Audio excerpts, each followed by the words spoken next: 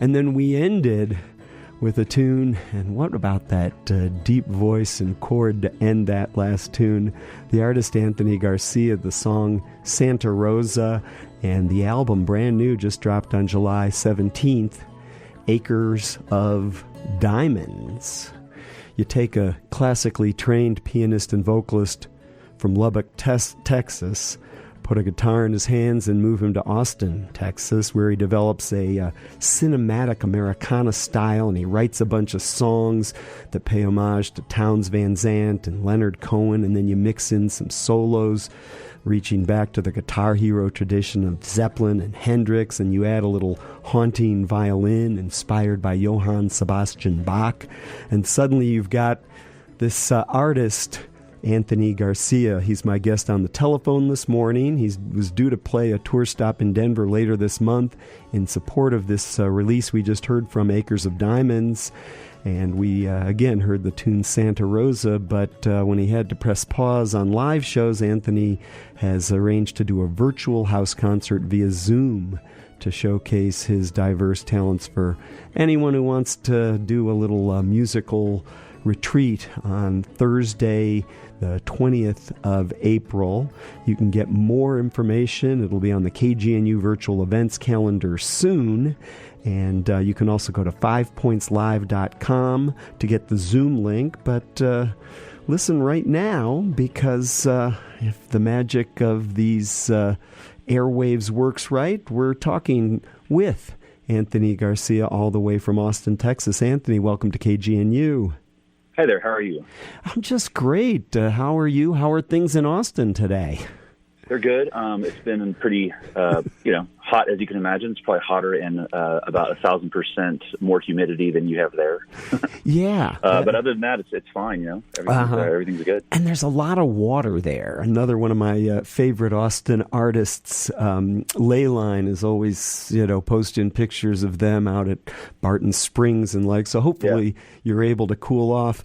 Well, I just sort of wove an introduction of you into, we heard Santa Rosa, which I place you clearly in Texas, but Santa Rosa sounds like it comes from Northern California. What's the origin of that tune?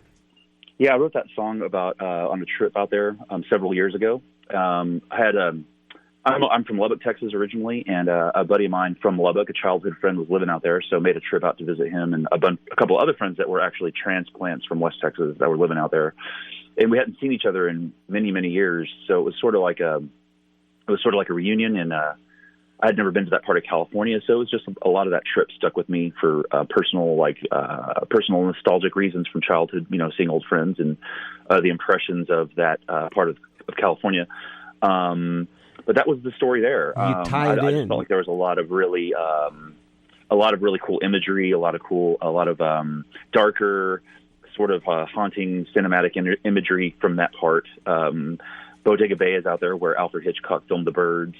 And then you have, of course, the highway out there, the Highway 1 that goes up the coast, which is just really beautiful with the ocean and the cliffs and giant redwood trees that I'd never seen before like that ever in my life. So that was really cool. So that's that. That's how that happened. And it was just a way to document a trip. That's kind of how I think sometimes songs come about. It sounds like it, yeah. Just the beauty and the inspiration that you took from that region. Well, roll back, if you would, for just a minute for us to Lubbock. I picked up that you're classically trained in piano and voice.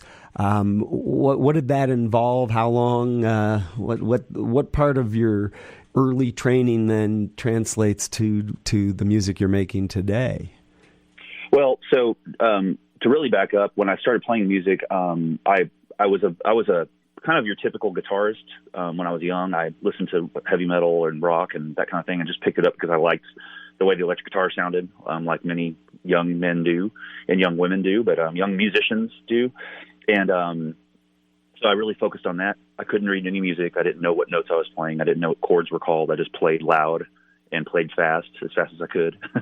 And then I discovered probably sometime in high school, I discovered Bach and Mozart, and I discovered their music, and I was like, these guys are pretty much kind of like what we're doing now with guitars, except they didn't have electricity. And so that really intrigued me even more, because I was like, these guys didn't even have, they were these geniuses, and they were very virtuosic. So I really started getting into listening to that music quite a bit. And when I got to college, I decided I wanted to study music. I didn't realize what studying music in college meant at the time. I thought it meant getting to play guitar all day, but what it really meant was sitting in a room and studying music theory, studying pedagogy, and then having to choose whether you wanted to be an educator or a performer. And being a performer meant you had to be an orchestral performer, a choral performer, or a band director. So that kind of, it was kind of an awakening to me. So basically I had to learn. I was like, well, I'm going to do this. I want to study music. And so I had to learn how to read music. I didn't know when I got to college, which was a huge disadvantage. But I quickly, I learned as much as I could, and I can read and write music now. I'm still not very good at it, but I'm passable, and I was obviously good enough at reading to get a degree. But I did decide to study piano as my track for my instrument, and I basically just devoted 4 years of my life to just sitting in the practice room, practicing scales, practicing repertoire, and I got sufficiently good enough to make it through the program at Texas Tech University. It's a 4-year university. It's an actual state university. Right there in Lubbock. Right there in Lubbock. That's right. Yeah. It's right here in Lubbock. And I also studied in Germany. I was an exchange student over in Germany, so I went over there for a year mainly to study German, but I did get some music credit. But my college years were really devoted to playing piano, to learning how to play the piano, to learning the pedagogy of the instrument, and to learning the nuts and bolts of what music is, the rules, basically, the music theory and everything like that. I never studied classical voice. I never studied that per se. I did take some lessons when I was teaching. I did end up teaching voice later on at a community college, but pretty much my classical quote unquote training is in piano, and I still love it. It's one of my favorite things to. I play piano at home all the time, and I just love playing. I love classical music, essentially, is what I'm saying, as well as rock, and I still play a lot of heavy stuff. And well, you hear that. I hear it in your recordings. I see it in your videos, and it's all kind of mashed together. You might say on this latest release. The Acres of Diamonds. Talk a little bit about how that came together and what it's like to release an album in the midst of a pandemic, if you will. It looks like, if I've got it right, the album dropped just a couple weeks ago, July 17th, and we'll be sure to play another song before we let you go. But how did the Acres of Diamonds come together? Well, the way it comes together, first of all, to release an album during the pandemic was kind of crazy. There were dates set, then it got pushed back, canceled. Live things set up and canceled. The release set up and canceled, much like the house concert that I was set to do and with you, that has been had been postponed for obvious reasons. So, but the way that the album came about was I call it the subtitle of the album is, in Spanish, it's Los Grandes Éxitos, which means, in Spanish, it means the greatest hits. And the reason I called it that was because these are songs that have spanned over, 14 years. Some of them are 2 years old, some of them are 6 years old, some of them are 14 years old. And I've basically taken them, I've recorded them in other, incarnations with other bands, other configurations, and released them on previous albums, but recordings and versions that I wasn't really very 100% happy with. So what I've decided to do with this album is take the 9 songs that I felt the most, proud of, the ones I've had the biggest connection to, and basically just kind of redo them, give them a really nice, kind of polish them off and give them a nice recording and a nice production, and release them under my name. So I'm kind of treating it almost like as a debut album in a way. And that's kind of how that came out, just for the love of the songs that have kind of survived through the sets, and people generally ask me about, or people tell me that they like, that they've liked over the years. So that's how the album came about. I was like, I really need to kind of document these in a way that's meaningful to me, that I'm going to be proud to essentially leave behind.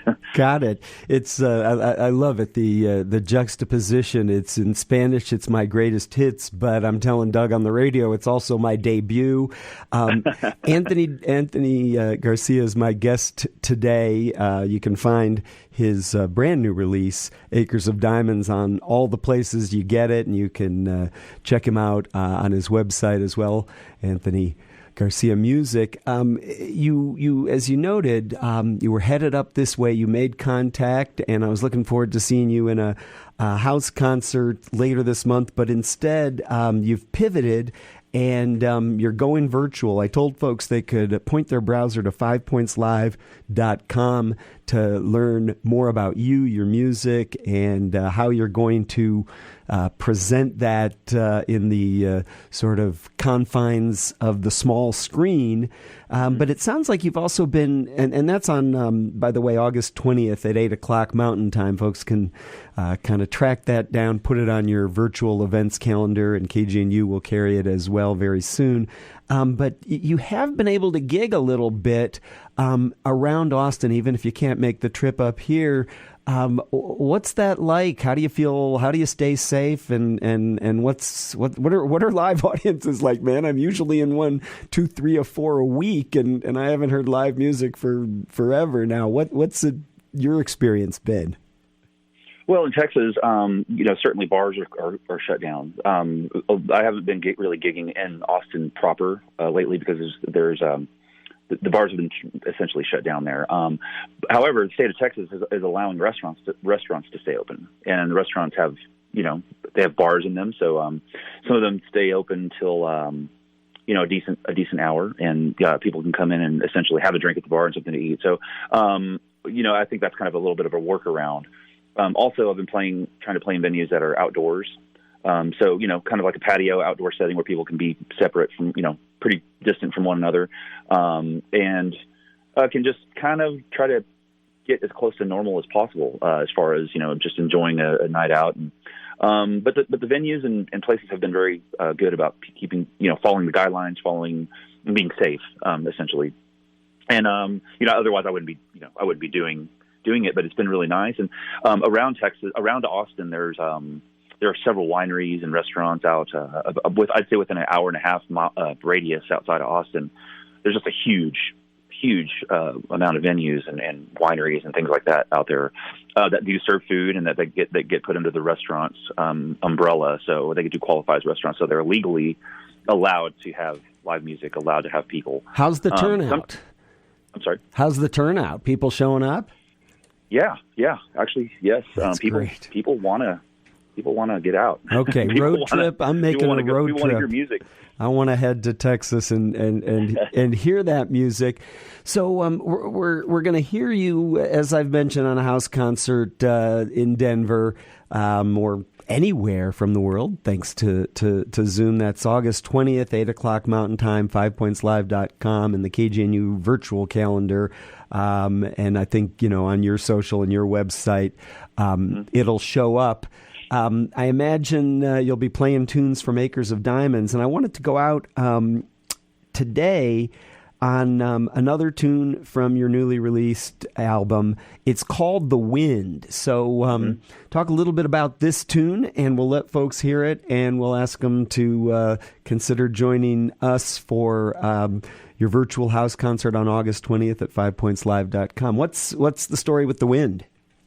Well, so I wrote this song while I was living in West Texas. During one of my, I've left and come back throughout my life. My mom still lives here. I'm sorry, lives in Lubbock. I live in Austin. And during one of my periods when I was kind of living in Lubbock, I wrote The Wind here. And there's a lot of wind and a lot of tumultuous and temperamental weather in West Texas, and it's just the wind is just something that's just ever present here. So this song just kind of came to me. As you'll hear, it's sort of it's almost like kind of a haunting ballad. It has a piano and impromptu string quartet in it, but it's based around a song, and that's also something I wanted to talk about. Is that I really honor the song, the great songwriters. I did talk about my classical background. I talked about being into the technical side of rock and roll, like guitar playing and all of that, but I've always also really tried to strive to be a good songwriter, to write the song, the acoustic guitar with the vocals. And so I've always wrapped my music around the song, tried to, and strive for that. And this is one of those songs that does that. It's a song. It's a simple song. I would say it's even almost like a Leonard Cohen song of some kind, maybe a lost Leonard Cohen song with some strings and piano and kind of like like a cinematic outro. But yeah, it's kind of a little darker cinematic piece, and it was inspired by being out in West Texas, which is still, the farther you get from home, the more you appreciate, the more it feels like home. And I love the aesthetic, I love the beauty, and I love the energy of West Texas. It's a really unique place. If you've never visited, or if your listeners have never visited, driving through down to Austin, maybe next time when all this is lifted, stopping in West Texas for some photographs would be a good idea, because it's a very picturesque and arid and very beautiful landscape out here. And windy as well. What's that? And windy as well. Windy and no humidity. Ah. Windy and dry. Well, I've been speaking with Anthony Garcia. You can learn more about his music and get hooked up with his latest release, Acres of Diamonds, at anthonygarciamusic.com.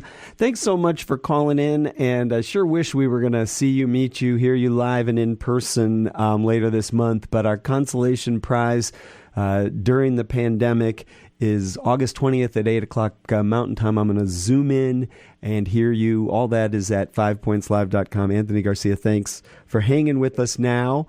And here's your tune, The Wind, from Acres of Diamonds on KGNU. Thank you.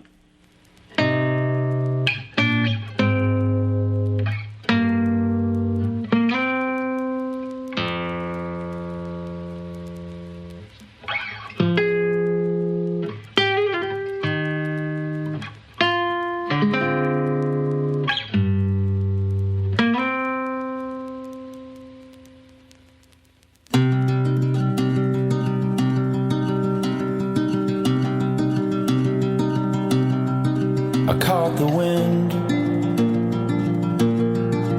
blowing down your path again.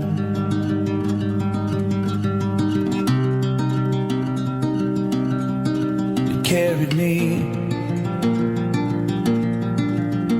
the long way down.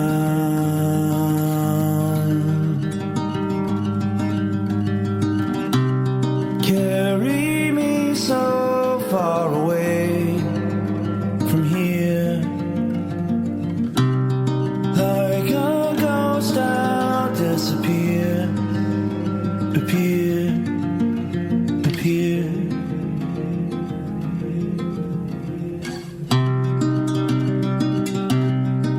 I caught the wind dancing by herself again.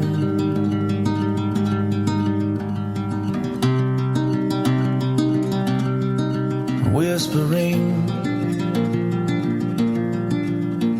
the leaves in circles,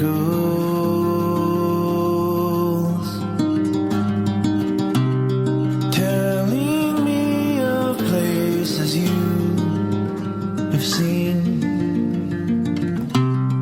bringing messages upon her wings, her wings.